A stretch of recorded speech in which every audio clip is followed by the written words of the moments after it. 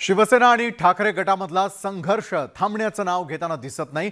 ठाण्यामध्ये शिवसेना आणि ठाकरे समर्थक आमने सामने आले होते। ठाकरे गटाला आमच्या शाखेवर हक्क सांगण्याचा काही एक अधिकार नसल्याचा दावा शिवसेनेनं केलेला आहे।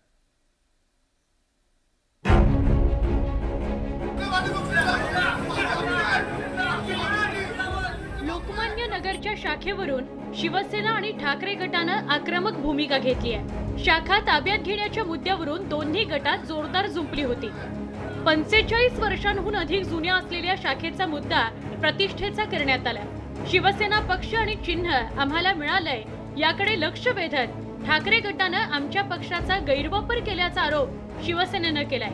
ठाकरे गट आमच्या शाखेचा पत्ता वापरतय याकडे शिवसेनेनं लक्ष वेधलं। शिवजयंतीची तयारी करत असताना समोरच्या ठाकरे गट यांनी या शाखेचं नाव वापरून सगळे पावत्या फाडलेल्या आहेत। काही वेळेला काही जणांना जबरदस्ती करण्यात पण आलेली आहे ही वर्गणी देणगी मागताना। कुठल्या गटाचा वगैरे काही संबंध नाही आणि आम्ही त्यांना अडवलं होतं वर्गणी काढण्यापासून।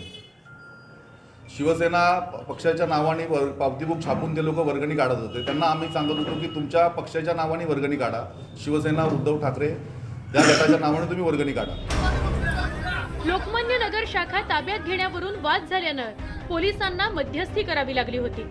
त्यानंतर ठाकरे गटानं पोलीस आयुक्तांना निवेदन दिलंय, तर दुसरीकडे शिवसेनेनंही वर्तकनगर पोलीस ठाण्यात तक्रार दाखल केली आहे। शिवसेना आणि ठाकरे गटातला मागील 8 महिन्यांपासून संघर्ष सुरू आहे।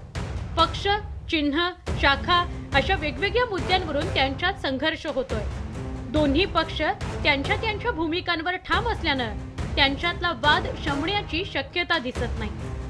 ठाण्याहून अजित मांढरेसह ब्युरो रिपोर्ट, न्यूज 18 लोकमत।